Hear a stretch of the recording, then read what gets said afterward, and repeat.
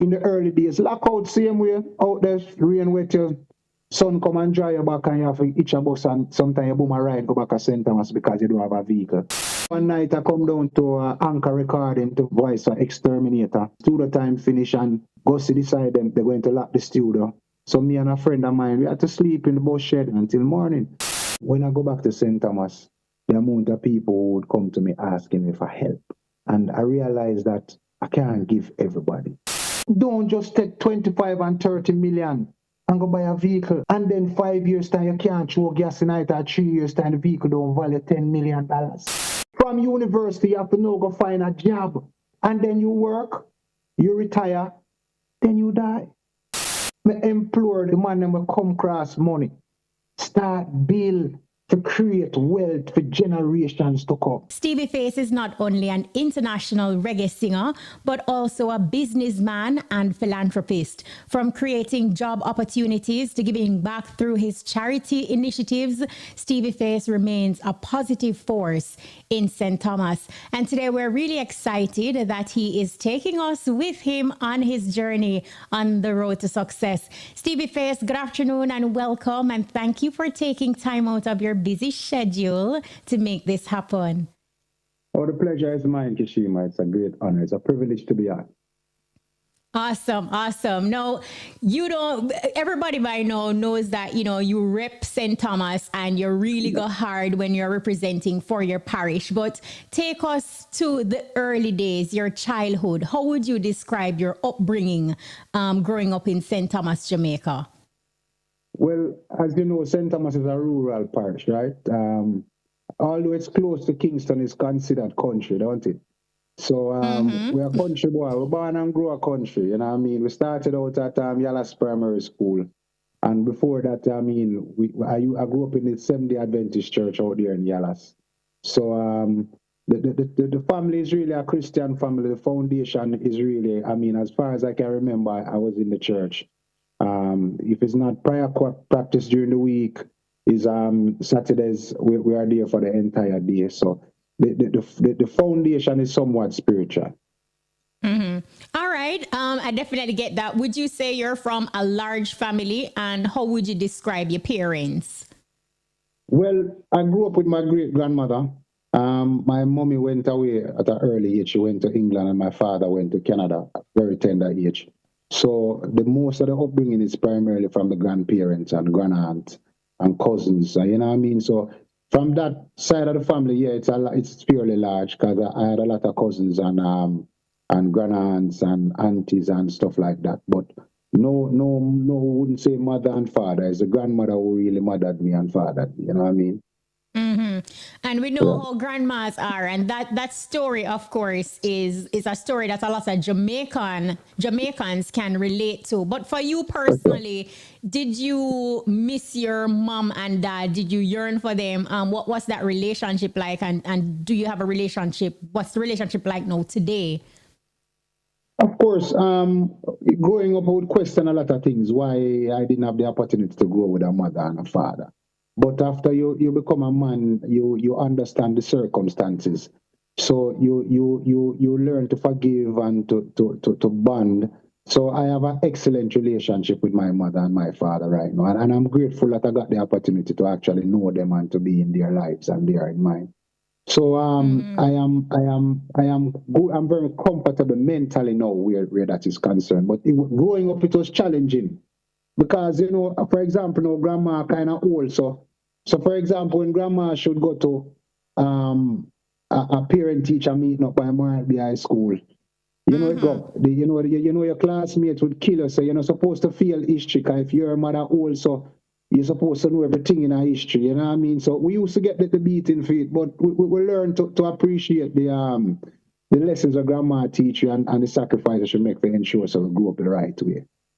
That seems so. But since we're on Morant Bay High School, talk to us about a moment during your high school years that you would consider a significant moment that actually helped to kind of shape or put your life into perspective as a young man. You know, there's a special teacher up there that was there. She recently retired. Her name is Miss Olds. You know, that lady always took the time out to send some positive messages to me. So I remember one day she said to me that, I know for some reason you're different. I didn't understand what she meant, and she said, always strive to give off your best at all times. And I remember going home that evening, and I was wondering to myself what she meant when she said that I was different. I was wondering if it was negative or positive, but for some reason I took the positive out of it. And I think that has helped to mold me and to let me be the person I am today. Wow. How old were you though, Stevie, when you realized that you actually can sing and you love music? Early, 6, 7. I used to sing at all the concerts, at church, every opportunity I got, and I always wondered why they wanted me to lead sing. But then I discovered every time I sang, the encore was big. And then when I went to Morris High School now, and all the singing competition and the concert, it was myself and Sean Harrison who always sing at all of the concerts. So and people always want to see us again and again and again. So I said, wait, look like there's something special here. And then when I was in fourth form, I wrote the song Teach the Children. Oh, wow. Yeah, so, and then I sang it one concert, and for a new song that nobody knew, the response was so great. I realized that there was something there. So talk to us about this transition now, though, because here it is, you know, like you would have outlined for us that you grew up in the church. What was it that drew you to reggae music, and how did grandma react to, no, boy, Stevie, nah, sing the gospel them, no, but you know, you're more into the reggae type of vibe? All right. Well, she died when I was at about 17. So, okay, but she realized that I was transitioning earlier than that, because when I used to go to church, I used to question a lot of things, and she herself couldn't answer them. Because for one question, I always ask her, why is it on the quarterly that, you know, that little book that they give out in the church, I never see a black family? And I always say, but grandma, how is it that we don't see any black people being represented in the quarterly? And she always tried her best to reassure me that, you know, it's because it was printed overseas why we're not. So I used to ask her if there's any black family in America, because at the time I never really understood what was really happening. So she realized that I was really questioning a lot of things that I was being taught. And you know what she said to me? She said, go and seek and you shall find. She said, it is not my place to impose what I believe on you. Wow. So you have to go and seek and you shall find. And she said, the Lord will lead you. And I guess that is when the transition actually started. And I started listening a lot of Jacob Miller, a lot of Dennis Brown, you know what I mean? And then I started clinging to like the teachings of Marcus Garvey. And I just transitioned from the quote unquote, the norm. And at a 16, 15-year-old would be looking at, I was looking elsewhere, because I wanted to know. I was searching for my own identity, because remember now, there was no mother and there was no father figure to help mold the mind, you know what I mean? So I was doing that myself, you know. Grandma taught me all she could, but I started on a different journey. I wanted to know. I started to look into my blackness, and because I used to question if I was made in the likeness and the image of my father. Why is it that the picture that they give me is different from me? So I started questioning a lot of things. I mean, it never sit well with me. I always question a lot of things in that church. No, I definitely get that for sure. But did you have any mentors, or it was just, you know, you on your own, just searching and trying to find answers? Did you have any sort of guidance during those crucial moments? No, not really. Because at the time, everybody in the family is a Christian. Is a Christian home. So when I would propose some questions, nobody could really. And they were wondering what was happening with me. They actually started questioning me. What is going on? Why are you questioning these things. Why are you so interested in blackness and self? You know what I mean? They were puzzled. But as grandma told me that I had to find my way, and I kept searching and digging. And I always wanted to, when I said to them, simple questions like, why is it that we don't strive to do more for others and for the poor? And, you know, when I ask some questions, and I used to ask even the pastor at church, why is it that we don't try to help the poor and the elderly in the church? And nobody could answer. Nobody could.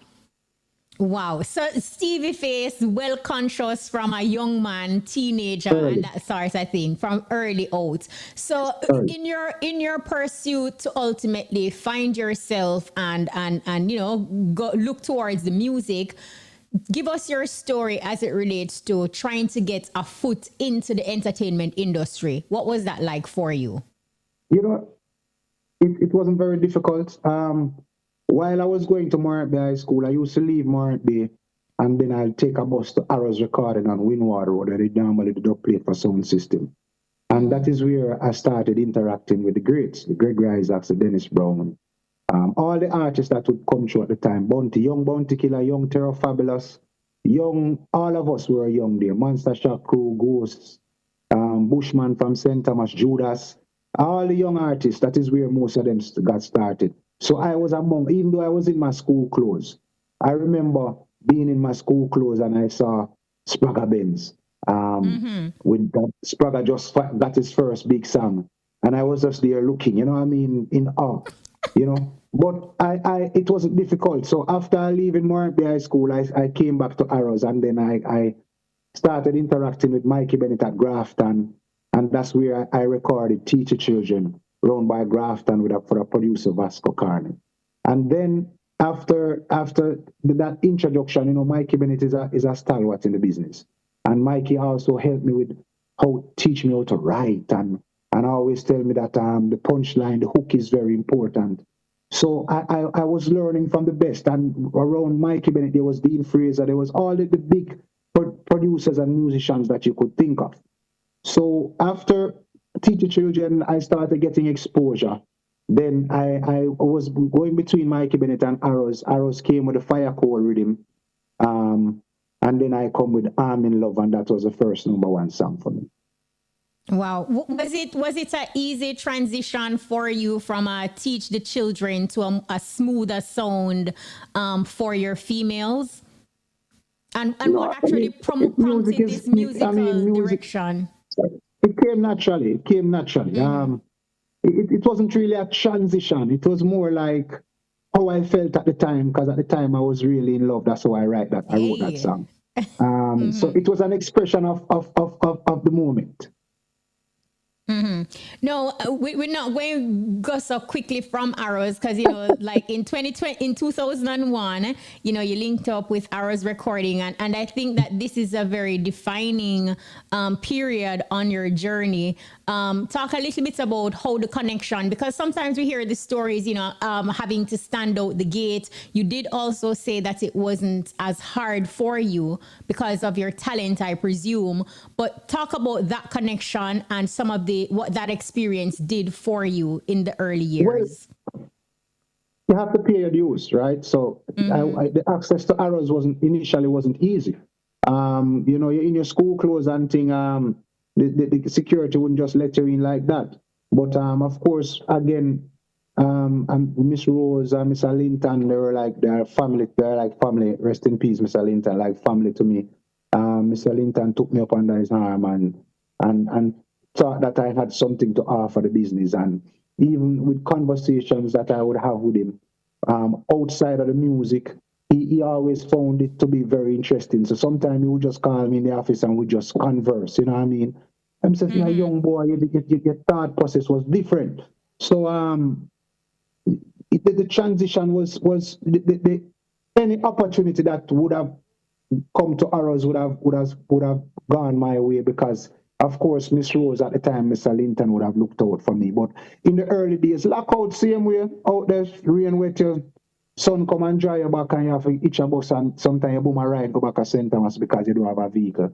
So the process is basically for most artists the same. I remember one night I come down to Anchor Recording trying to voice for Exterminator, and studio time finish and Gussie decide they're going to lock the studio. So me and a friend of mine we had to sleep in the bus shed just outside of Anchor Recording until morning. So the struggles is basically the same. And all those sacrifices and determination and ultimately your talents. The following year, 2002, you were an opening act for Sizzla on tour covering the US and Canada. How would you describe this experience being on the road with Sizzla, and did it open doors for you internationally and locally? Sizzla is one of the greatest reggae artists. He's an icon, you know what I mean? So getting out there in Sizzla in the prime of his career, words can't express. You'd have learned so much. You would have the experiences. I mean, it was new. It was foreign to you.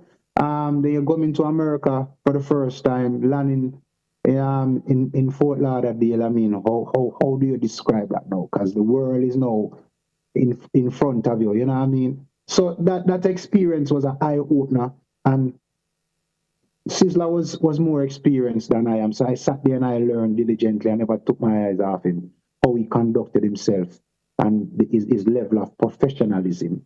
You know, so I learned a lot on that journey. But in the heights of this greatness, Stevie Face, while on tour, you were involved in a serious car accident in Florida. How did this challenging period impact your career? It was painful. We came to the show in West Palm Beach. We were going to do the sound check. The vehicle came for us at the hotel. On our way to the venue for the sound check, a cab ran the red light and hit our vehicle and it overturned. So it was myself and Mr. Easy, and some Gary Chucks, the selector, and a few others. I sustained injuries to my back. Some doctors were saying that they don't think I'll be able to perform again because herniated disc and stuff like that. Oh, wow. But with the presence of the Most High and with His blessing, I am here. I am recovered. I have recovered and I'm in good health. So nothing to complain about. And I mean, it's a part of the journey. And we learn from that also, because when you were down and out, you realize the people who are there for you. And it reminded me how important family is and people who really loves you and stood up with you during trying times.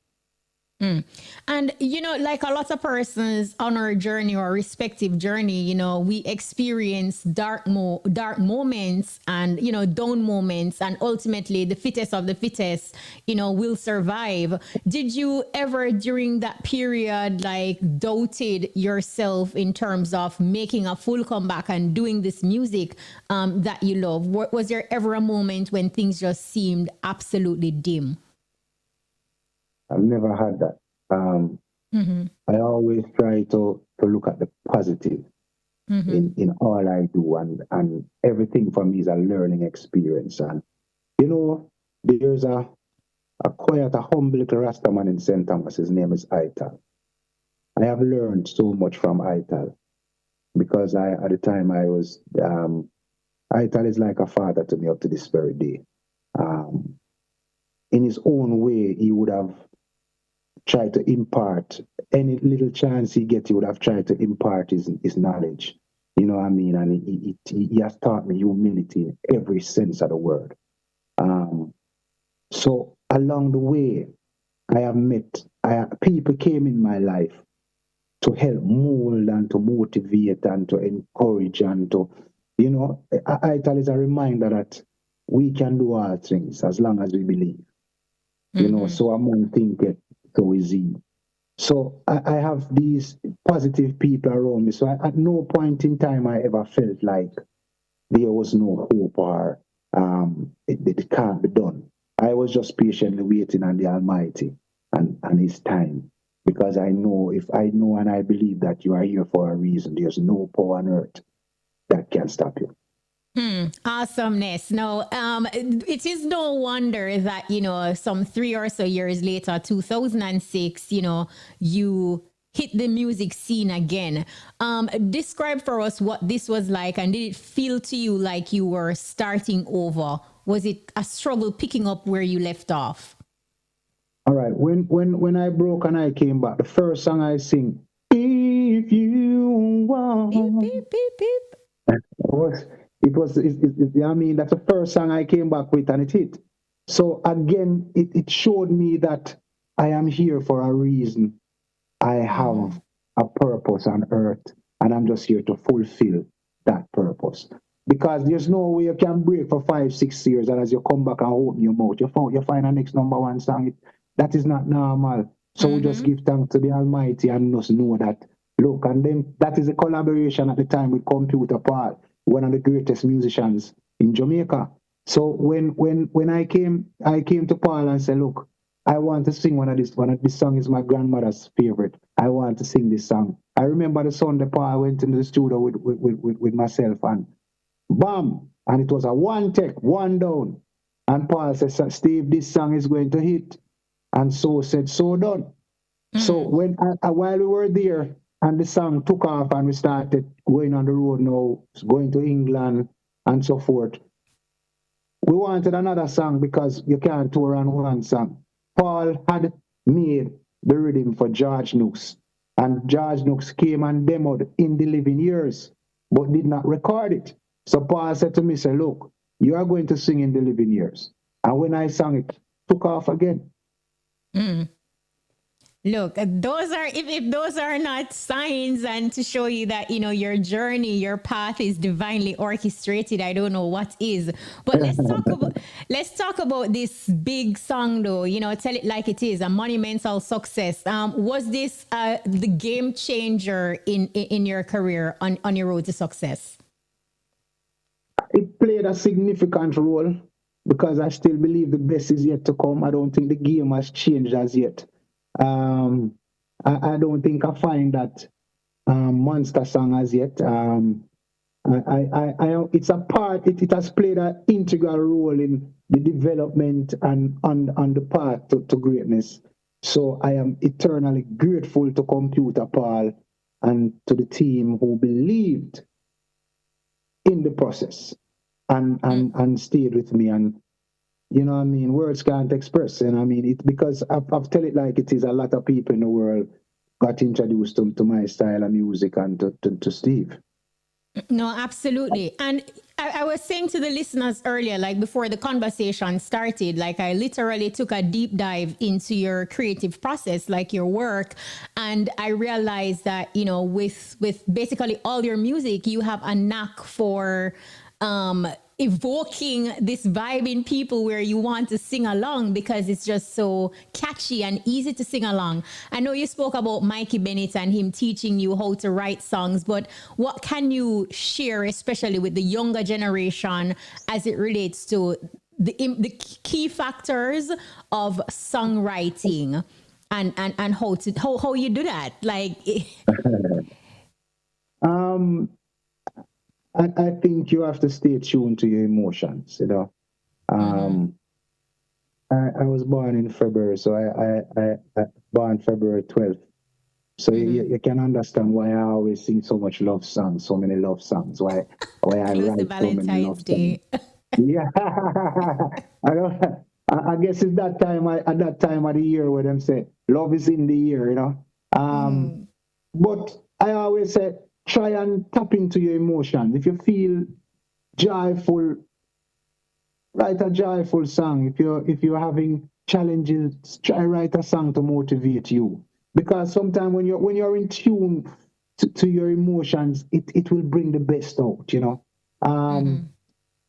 I tend to find that if I'm in love, it is so easy for me to express how I feel, and because I always maintain a positive outlook. Most of the songs you'll get from me will be somewhat the positive, and I love women and I embrace and I glorify women.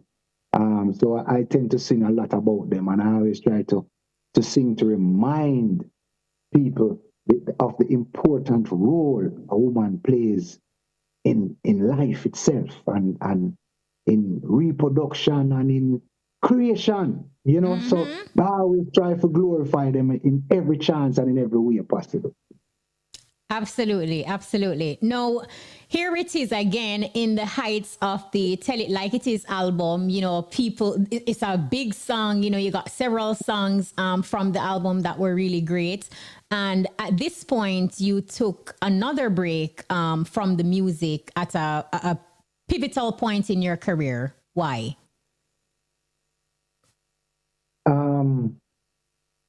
I must tell you, Kshema, I didn't feel fulfilled. It was good, but it wasn't fulfilling. I kept searching. I mean, like there was more to me and more to life. When I go back to St. Thomas, the amount of people would come to me asking me for help. And I realized that I can't give everybody. How could I change lives? How could I be more of an example? How could I represent my people and help them in every way possible? Because they are looking up to me, you know, as at the time it was only Bushman and me out of St. Thomas who got a run.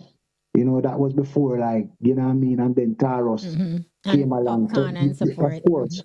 And then Papi, you know what I mean? So people start look to Steve now and say, yo, what you can do for we? So me I say, boy, what can I do? So you know what I did? Started opening businesses.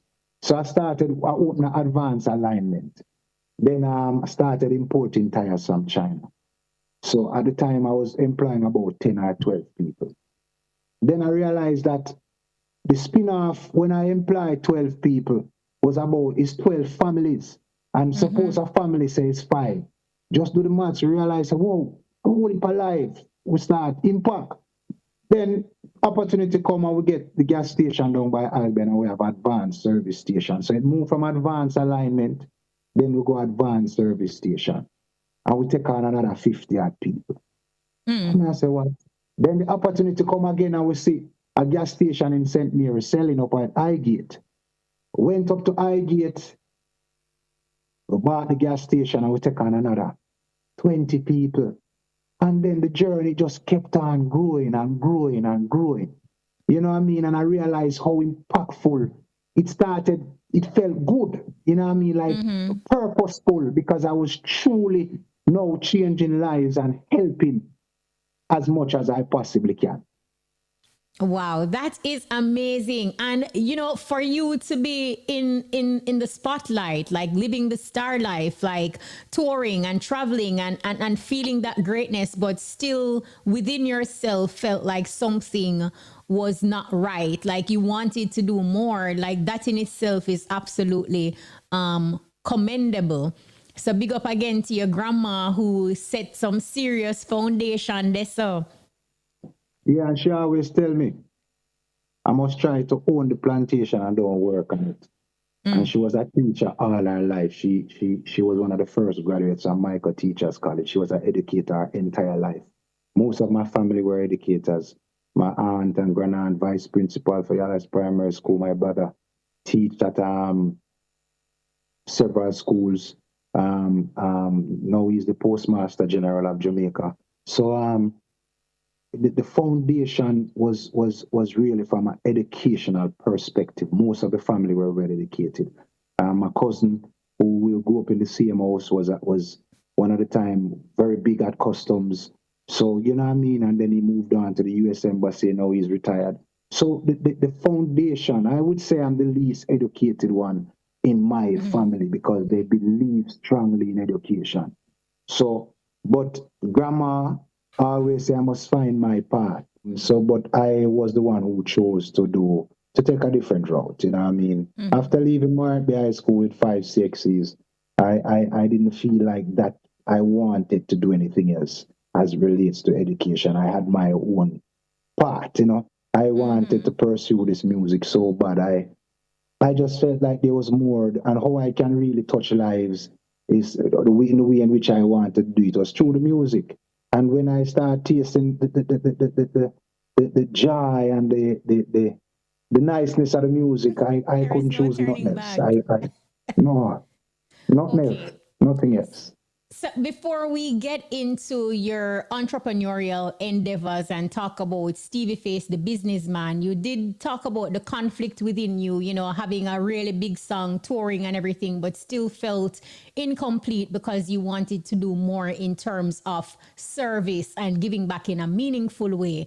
But though you took time out and you build up those businesses in, you know, different sections across Jamaica and mainly in St. Thomas and providing job opportunities, ultimately you went back to the music and this time you returned with My Prayer, another powerful song that spark rumors among some persons that, oh, Stevie Face is going gospel. No, What's the significance of this song? at the time I tell you, Kshema, right, as how I feel. It was more a spiritual song than a gospel song. Mm-hmm. I don't know. I just asked the Father, like, look, I say, I come before you now. You know what I mean? I may have lost my way somehow, but I am crying to you for your love. I was just saying, well, Father, if I'm not doing what I'm supposed to do, I'm asking you to open my eyes, and because I'm coming before you humbly as your servant, and just show me the right way, show me the things to do, you know. Because even with my children, I sometimes, because I have done so much in my life, I have lost precious time with them too. Um, and sometimes I feel I have to explain to them that is a sacrifice that I have to make to ensure that I do what is, that I just have to do what I have to do. But success don't come without sacrifices. Mm-hmm. And trust me, I have sacrificed a lot to ensure that I try to live an exemplary life and leave a legacy behind. Which brings me to two questions that I want to ask you. But first, you know, in the beginning of the conversation, you know, you mentioned that your mom and dad, like, you know, they weren't around because they wanted to create better opportunities for you. Know that you are in a similar situation where you say you talk to your children. Do you talk to them because you're also cognizant of the fact that, you know, the impact that had on you not having your mom and dad around because of them trying to create a better opportunity? Ultimately, you know, like you also said, like success is sacrificing, but how much is too much, and it's still a delicate balance. Is that something that you are conscious of and are concerned about? I live for my children, but sometimes we as fathers, we don't try to have a conversation with them for them to understand the journey and understand what you're about. So I try to bridge that gap because I did not have, I remember I'm a living example of what it feels like not to have a mother and a father. Mm-hmm. So I ensure, and my children have a great mother. And then as a father, now I have to do the other aspect of the thing. So I try to balance as best as possible. So every chance I get, I am there with them, or they are in Jamaica with me, and I go to Florida to them. And, you know what I mean? And we try to spend precious time together, special moments. You know, because at the end of the day, when we get to a certain age, that's all we are going to have, the memories and the moments, because they are going to grow big and they are going to start their own family. So I must be an example to them, you know what I mean? So they can be equipped to raise their children, so my grandchildren and my next generation will have a better life. Mm-hmm. And which leads me to my next question now, because as a successful entrepreneur and philanthropist, how important is the concept of generational wealth to you? Everything. Everything. My children must not start where I started. So therefore, I'm trying to leave a legacy for them to build on. so the next generations will be greater than the one before. Mm-hmm. And the cycle will continue. So it is important. I implore this because 2 sons and I have an adopted daughter. Mm-hmm. I sing the same song to all of them. That I am standing up on the backs of others who created the opportunity for me, whether family, friend, or anyone else. It is not done by me alone. I am standing on the back of others. So therefore, I am creating now a platform, a foundation in which you guys can stand on to continue this journey. Mm-hmm. So they have to understand that you can't waste. Unfortunately, I didn't go to university, but I'm ensuring that they are going. Mm-hmm. Yeah. So the added foundation, the added value, the added network, the added education should be even more instrumental in and helpful in continuing the journey that I started. Do you as part of, because part of the whole generational wealth too, you know, like you're building these different businesses, these different entities, and if your next generation is not a part of it, chances are, you know, when if anything should happen, they may find it necessary to sell off the business or whatever the case is. Do you get them involved and help them to understand what the process is? Early. They are building with me right now. Yes. I have conversations with them. My big son is a director. You understand me? That is the direction that we take. Kshema, let me tell you, we have to learn from things around us. For example, the Chinaman, them in Jamaica, when I grew up, them alone own all of the food entity them. Them alone, and what them do, them raise them, pick them in the business. Them children collect the money. Mm-hmm. So what them teach them children from an early age how to make money. But even with the educational system in Jamaica and anywhere around the world, them don't teach you how to make money. You know what them teach you? Go get educated and come work for me. Mm-hmm. Which is why I was very happy them that teach you to be a servant. Yes.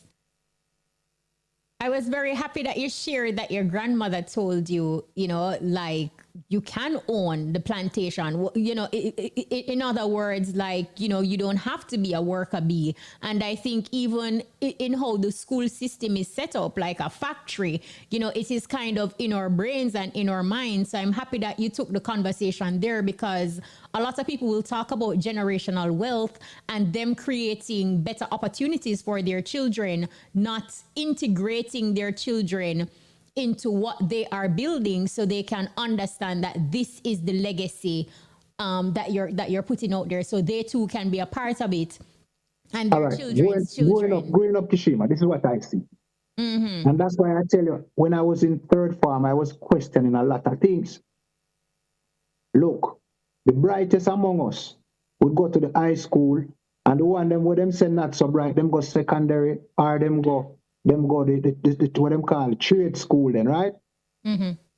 All right. So the brightest among us now, you move on to university, and then them groom you and train you to be employees.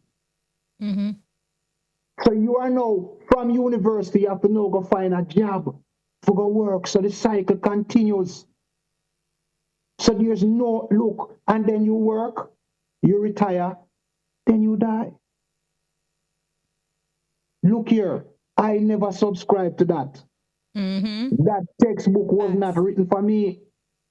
Which also we have to come to the realization that you have different types of intelligence and smarts, and going to school is just like, okay, you get the grades, you get a star, you get the congratulations because you are good at swatting and reciting, repeating information, as opposed to developing your cognitive abilities and that kind of thing. So it's full time we come to that realization. For sure. And us as black people, me implore them, the youth them, the man them will come across money. Start build. to create wealth for generations to come. Mm-hmm. Start with things will make sense, meaningful investment. Don't just take 25 and 30 million and go buy a vehicle. And then 5 years time, you can't throw gas in it, or 3 years time, the vehicle don't value $10 million. And I talk to my fellow artists, them, look, we do things and we come across wealth. The first money you get, don't go buy a big house, bro. It's 1 bedroom you can sleep in at a time.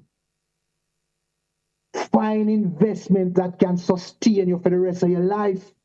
Mm-hmm.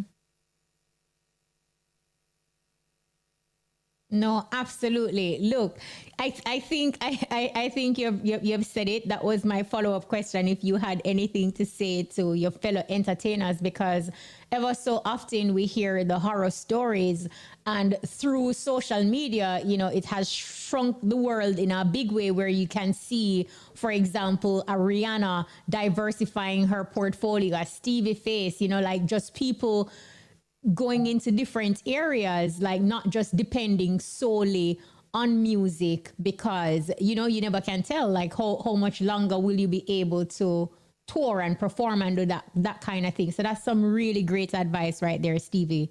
But Face. Kish, look, you are here healthy today, and tomorrow about a illness take you. Mm-hmm. And the journey ends there, because your career ends there.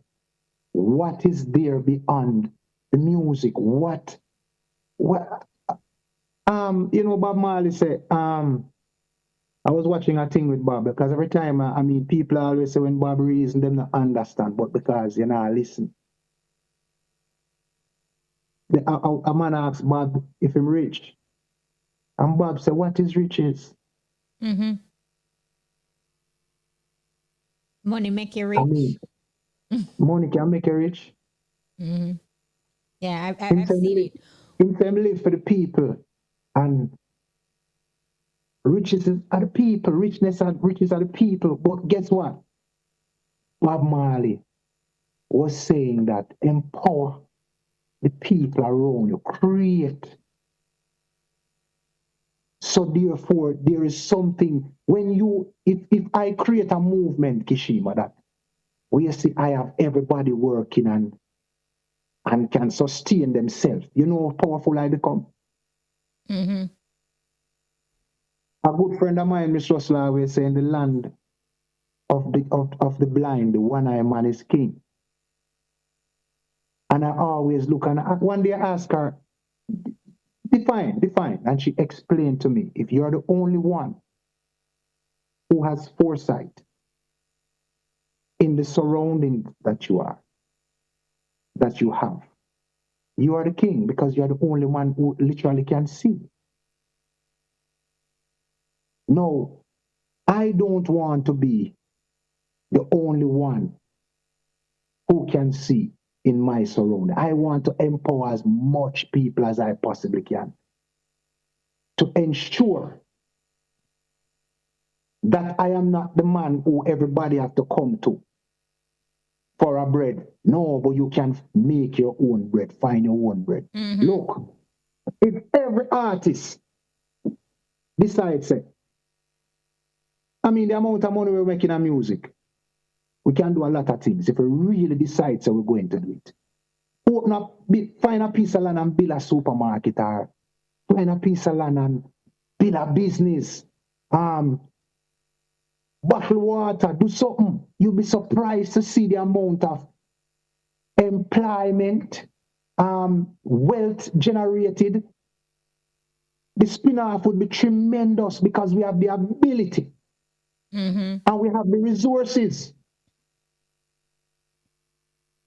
Absolutely. So Stevie Face, I know recently you also had a free health fair in the parish. Talk to us. Was this talk to us about the success of this event, and the feedback that you're getting from the community, being able to provide them with this opportunity for a free health care, at least for a day. It was tremendous. I must say thanks again to Help Jamaica mission from out of New Jersey. And the liaison person in Jamaica is Miss Russell. She was instrumental in me getting it because I was working on it for many years. Because St. Thomas, as you know, they call it the neglected, the forgetted, the parish where everybody forget about, the forgotten parish. So it was really a beautiful thing that I could have brought this to them. When Kshema, when you look, you see 2,000 people come out. Over 2,000. They get free medication for the various ailments that they have. A lot of them come for the free eyeglasses. Them check them eye and them get free glass. For the entire day, I was able to feed them. They got breakfast, they got lunch. Refreshments were there thanks to a lot of the sponsors who came on board. And look, it was heartwarming. It was, I don't know how to explain, but just to see people being helped is just wonderful. Rewarding. It's just wonderful, just wonderful. With all that you do for the parish, I can just imagine like the love, the respect, and how people in St. Thomas in particular who, like are reaping the direct benefits from the goodness that you are doing for the parish. Do you, Stevie Face, have any political aspirations? None whatsoever. None whatsoever. You don't need politics to serve the people. You don't need politics to do good. Goodness come from the heart, it not come from politics. Politics is just a part of the process. You need a leader in your country and you have two parties and them just do what them do. You know what I mean? That not have nothing to do with me. But I have no political aspirations whatsoever. I am for the people, I don't care about politics. The member of parliament and I are very good friends. The councillors and I are very good friends. Opposition, me everybody all right. I don't care about that. Anybody working in the best interest of the people, me and them good. What keeps Stevie Face grounded? Humble beginnings. The spiritual side of me, I am a praying youth, as a youth where tap into the God within, I reach out to the Creator every day of my life. I am grateful. I show gratitude every day. I am grateful for even this very interview that I am on right now. I am eternally grateful. Everything that happens to me is a blessing. So nothing, look here, not forgive me nothing, Me not entitled to nothing, Kshema. So everything when me get, is just a blessing to me. I mean, I have met some good people along the way, along the journey. I'm grateful. One of the greatest inspiration. Big A, I'm a friend from IRIE FM. Big A believing in me from ground zero. Wow.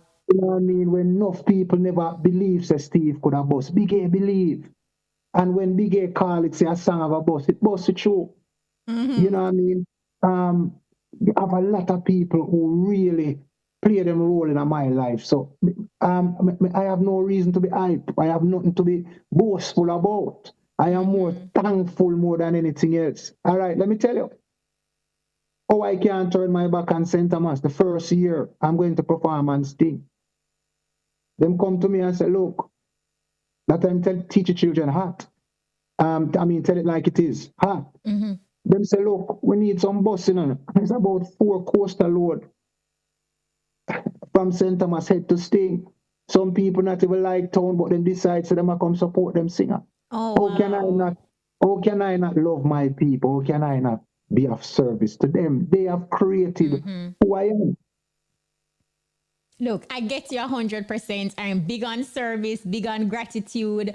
I get you, understand. And it's so interesting. It's like when we had that interview on the e-buzz and then, like just in my spirit, I knew that you needed a longer interview.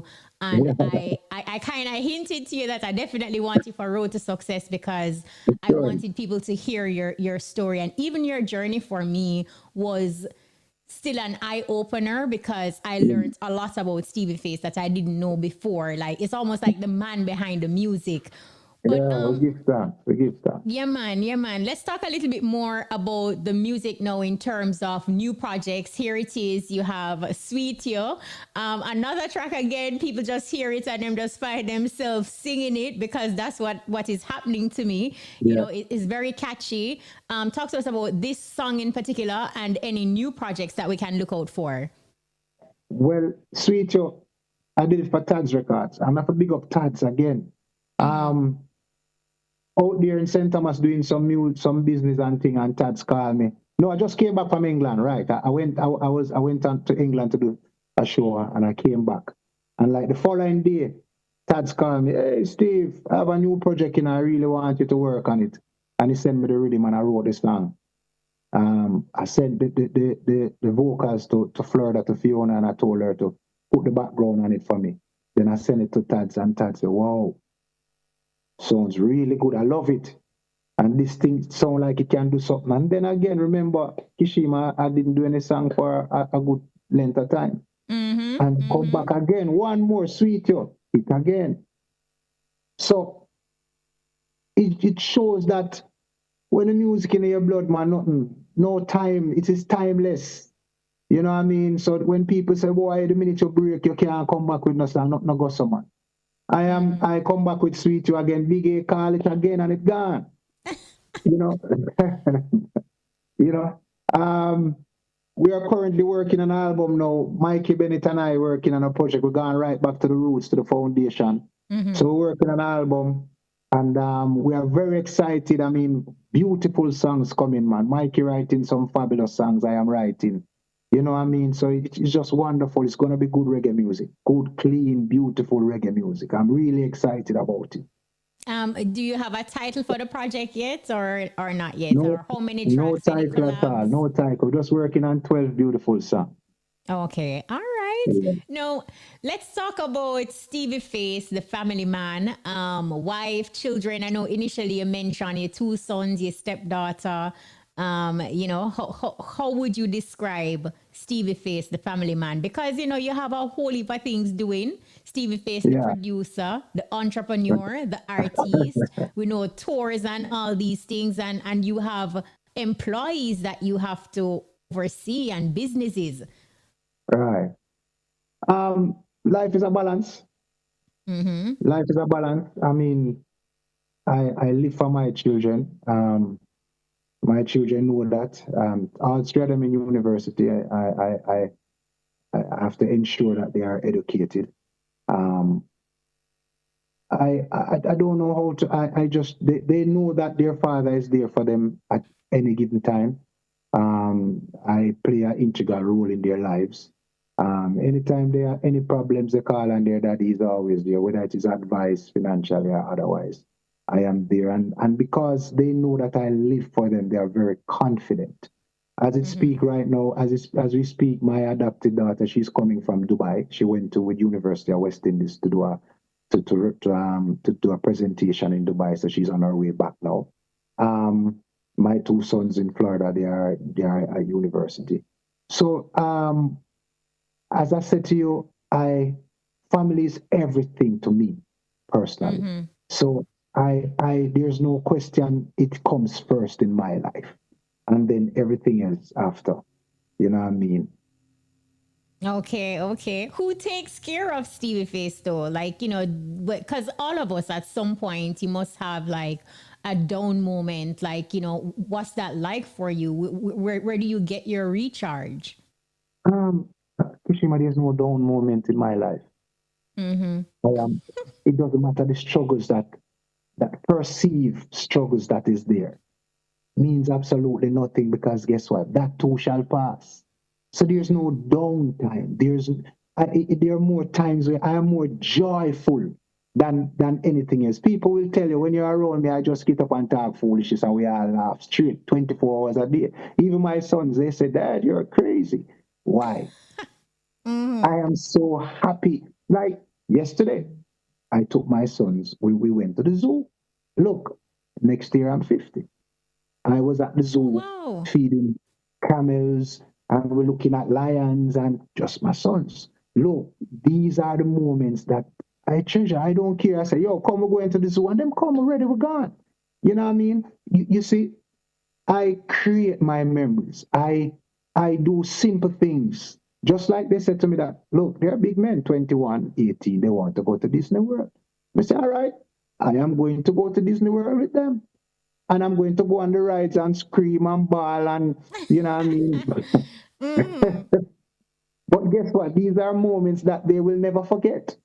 No, And I won't absolutely. forget. No, indeed, indeed.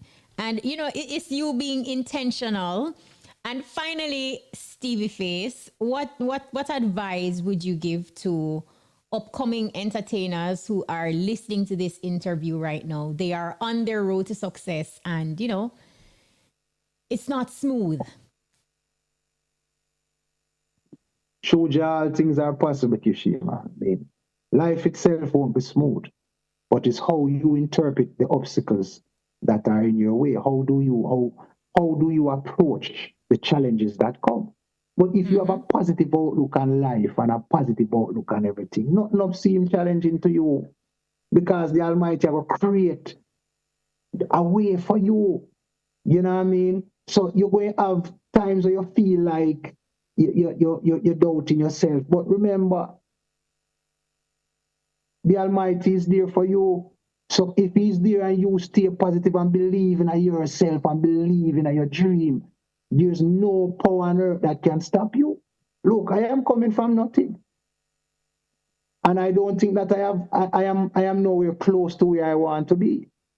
You know what I mean? But I just know that in everything in the Almighty time.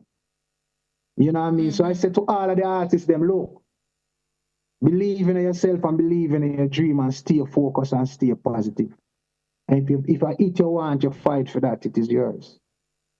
Stevie Face, thank you so much. This was absolutely amazing. Give thanks, Kshema, and I must say thank you so much for having me and to giving me the platform to tell the youth them, say, look, love and joy above all things, man, and all things are possible.